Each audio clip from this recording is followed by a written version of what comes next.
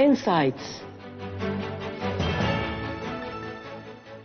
This is Akashvani. In the program Insights, now we bring you a discussion on GST Bachat Utsav, tax reforms for self-reliant India. The participants are Shubhomoy Bhattacharjee, economic analyst, and Rajesh Laikh, anchor. Hello and welcome to our program Insights, where the topic of discussion today is GST Bachat Utsav, tax reforms for self-reliant India.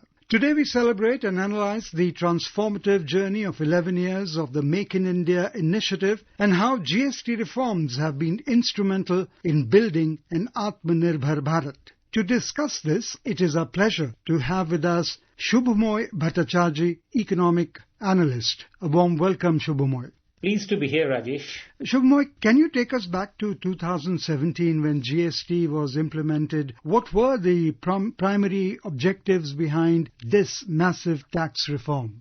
That's an interesting thing to talk about because, for decades, the Indian indirect tax structure, which basically includes excise, sales tax, and so many others like octroi and everything, they were residing in different levels of government, central and the states. As a result, for starting out any business, it was an extremely daunting task to be able to navigate, get numbers for all of those, get to know where and how taxes would be levied with different time zones, with different schedules, all sorts of things. What the goods and services tax did was brought to all of them into a common sort of a framework. So there's one set of tax, the central GST and the state level GST, which itself was very unique because across countries which have introduced GST, there was only one level of tax, but none of them had a federal structure. So India was the only country this size which introduced, and that was a very major, vote of confidence in the economy and in the industry by the government to have introduced a goods and services tax,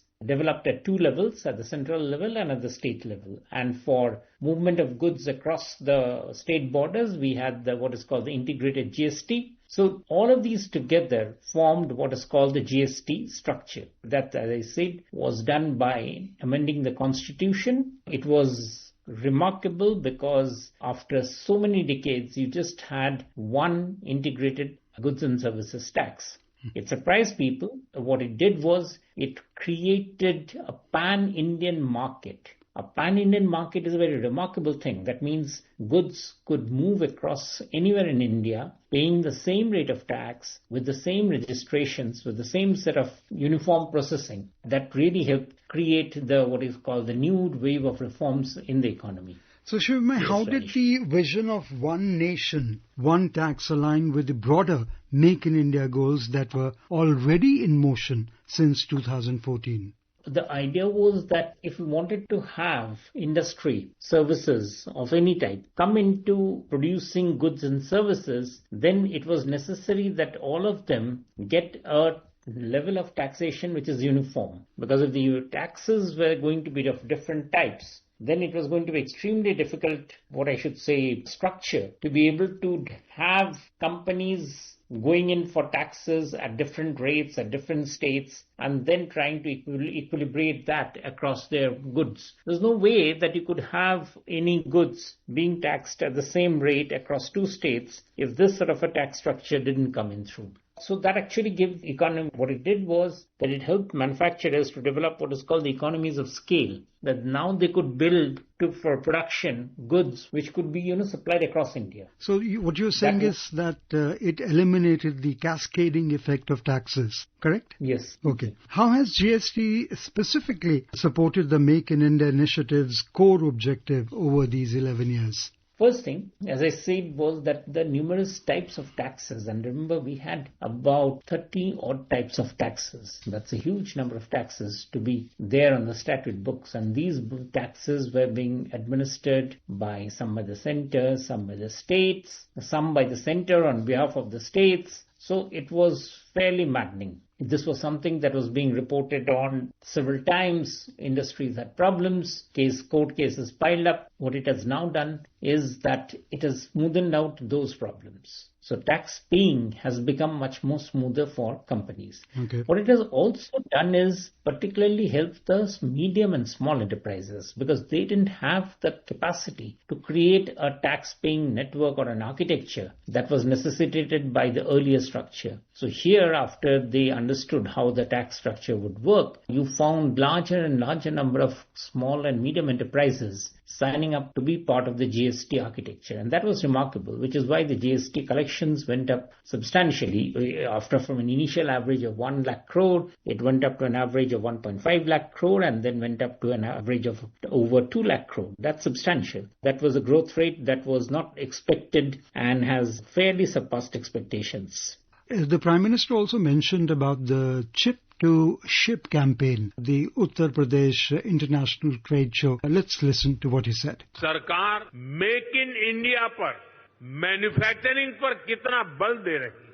हम chip से ship तक भारत में बनाना चाहते हैं और इसलिए आपकी ease of doing business के लिए हम लगातार काम कर रहे हैं। सरकार ने 40,000 से ज्यादा कंप्लायंस खत्म किए हैं।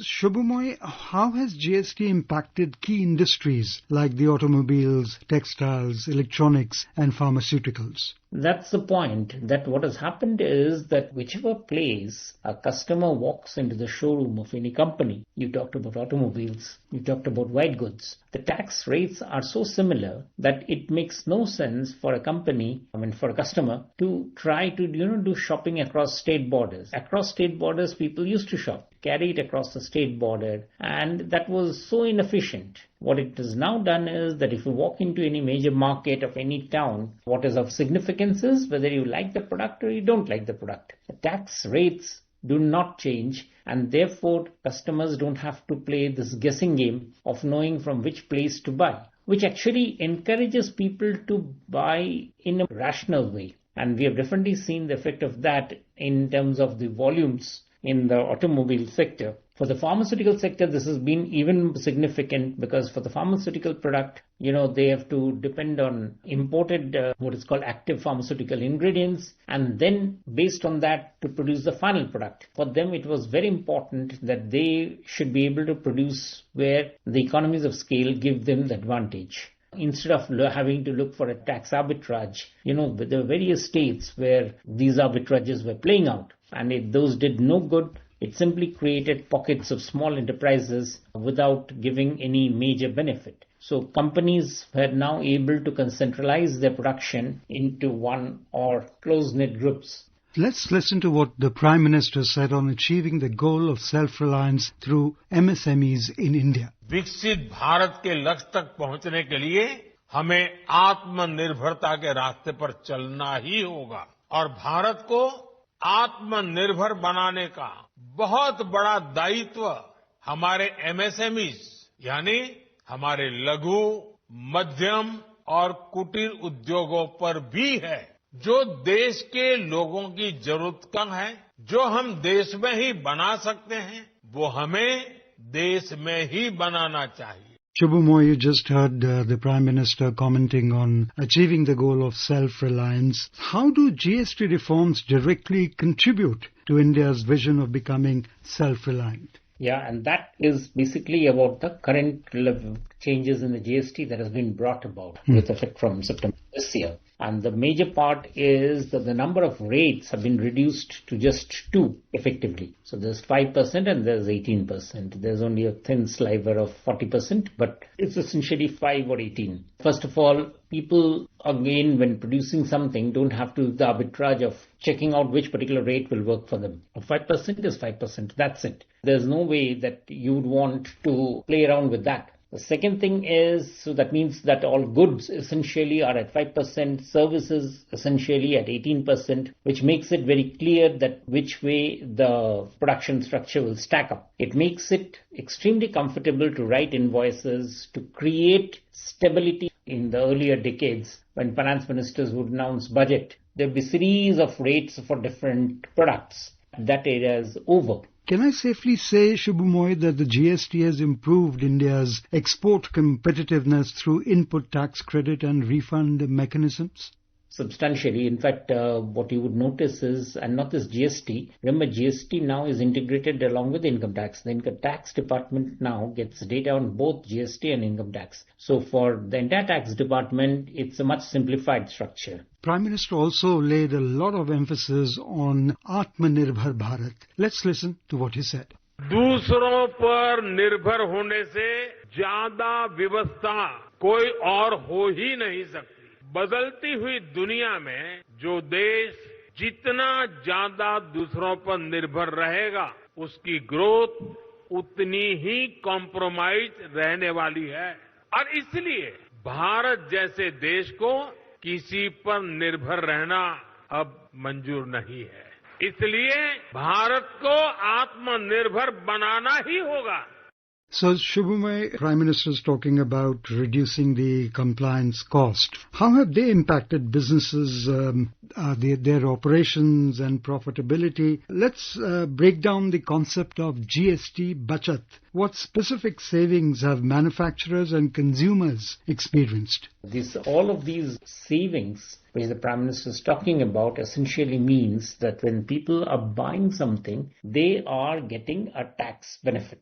So instead of the government, much more complicated would have been for the government to write out checks to people or even giving direct benefit subsidy to people. It's much more easy that if the people don't have to spend, so they don't have to wait for refunds to come back to them. Instead, the price of the goods is lower thanks to the fact that the GST rates are lower. That's a substantial change. And as I said, this effect will actually start to show much more significantly because the new prices have come in only with effect from September 22nd. We shall be seeing the effect of these across a wide range of products. When one sees the list of those products, you realize that almost everything that is of salience to anybody has had a price cut. A tax cut, and correspondingly, therefore, there will be a price cut. The Prime Minister emphasized on Swadeshi and the Made in India initiative. हमारी रोजमर्रा की जिंदगी में बहुत सी विदेशी चीजें जुड़ गई है, हमें पता तक नहीं है। हमारे जेब में कंघी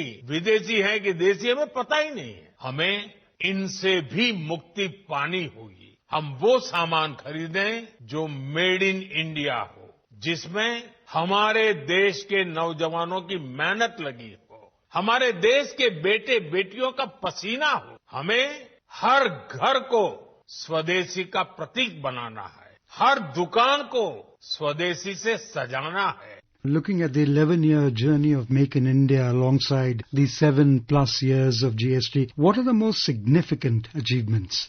Well, as I see, the starting off of the GST itself was a very major act of faith. Initially, there was at one stage when there was the value-added tax which had been brought in as experiments. But the GST was a very daring move, particularly as you also saw that it required changes in the constitution once it had started. It was a very significant change. What we get now is the big change, which is therefore the reduction in the rates. Again, this is something which all the state governments agreed to. And this was something which made it easy to pass it on, but it was, you can be quite sure, not that easy to have reached. It required a lot of confidence in the trend of the Indian economy, the direction in which it is moving, and therefore what are the possibilities that are opening up, taking sort of bets on almost all of these. And that has been a very major transformation brought out by the GST. Okay. The journey of GST Bachat Utsav represents not just tax savings, but a fundamental shift towards a more competitive, efficient and self-reliant Indian economy. Thank you, Shubhomoy, for sharing such valuable insights about GST's role in making India self-reliant. Thank you. You were listening to a discussion on GST Bachat Utsav, tax reforms for self-reliant India. The participants were Shubhomoy Bhattacharjee, Economic Analyst, and Rajesh Laikh, Anchor. This program was produced and presented by the News Services Division of Akashvani. You can listen to it on our mobile app, News on AIR. This program is also available on our YouTube channel, News on AIR Official. You may share your feedback about this program through email at airnsdtalks@gmail.com or WhatsApp on 928-909-4044. Insights.